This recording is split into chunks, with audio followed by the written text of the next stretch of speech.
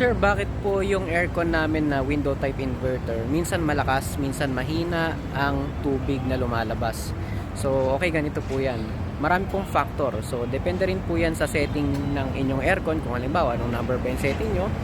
Masyadong mataas o masyadong mababa. At isa pa, depende rin po sa ambient temperature natin o yung klima sa paligid natin. Depende rin po sa humidity o yung sa madaling salita, yung halimbawa parang nararamdaman natin na parang malagkit o maalinsangan, ganun.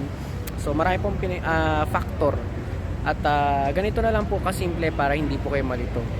Normal lang po yan na minsan malakas, minsan mahina ang tubig na lumalabas dyan. Ang hindi po normal, yung dati kayang palamigin yung aircon yung kwarto nyo, pero ngayon ay hindi na kaya. So possible na may problema yung aircon nyo. At maganda maipacheck nyo po. At possible din na baka madumi lang. So yun, sana nakatulong itong napakaiking video. Ingat sa lahat. God bless.